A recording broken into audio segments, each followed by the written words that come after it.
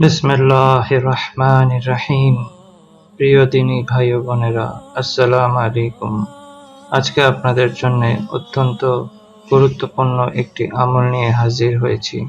জীবন জীবিকার তাগিদে আমাদেরকে প্রতিদিনই কোথাও না কোথাও বের হতে হয়। বাসা থেকে বের হয়ে গন্তব্যস্থলে সহি সালামত পৌঁছানো এবং সহি সালামত বাসা পর্যন্ত ফেরত আসার জন্য এই আমলটি অত্যন্ত কার্যকরী। আপনি যদি আপনার জীবনে এই আমলটিকে একটি স্থান করে দিতে পারেন, তাহলে আপনাকে কখনো হঠাৎ মৃত্যু অথবা যাত্রাপথে কোনো বিপদ-আপদের সম্মুখীন হতে হবে না। এই আমলটি আমার বহু বছরের পরীক্ষিত।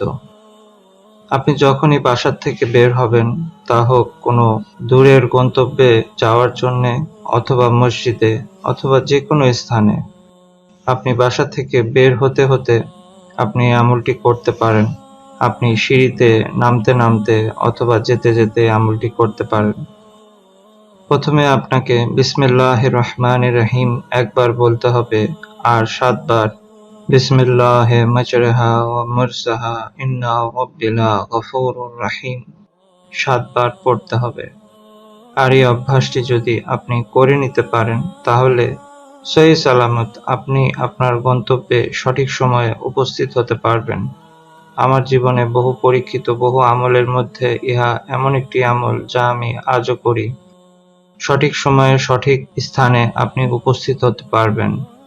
পরিস্থিতি যেমনই থাকুক না কেন, কোনো প্রকার বিপদ আপদ বালা মুসিবত আপনার রাস্তা আটকাতে পারবে না এবং আপনি গন্তব্যে সঠিক সময়ে উপস্থিত হতে পারবেন এবং সহি সালামত বাসায়ও ফিরতে পারবেন। আর এই আমলটি যখন আপনি করতে থাকবেন, তখন এর কিছু আশ্চর্যজনক বিষয় আপনি অনুভব করতে পারবেন।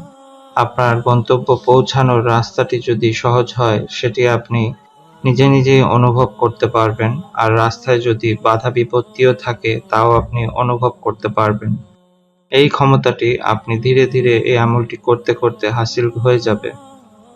কিনের সাথে এই আমলটিকে আপনি করবেন। বাসা থেকে যখনই বের হবেন, তা যত ছোট স্থানে যাওয়ার জন্যই হোক না কেন, কোনো দোকানে অথবা আশেপাশের কোনো রাস্তায়, তাহলেও আপনি অবশ্যই বাসা থেকে বের হয়ে এই আমলটি করে নেবেন। আর এই আমলটি করার মধ্যে দিয়ে আপনি সহি সালামত গন্তব্যে পৌঁছবেন এবং গন্তব্য থেকে পুনরায় আপনি বাসা অবধি পৌঁছবেন। ইনশাআল্লাহ পথিমধ্যে আপনার কোনো বিপদ আপদ বালা মুসিবত হবে না। ইহা আমার অত্যন্ত পরীক্ষিত একটি আমল।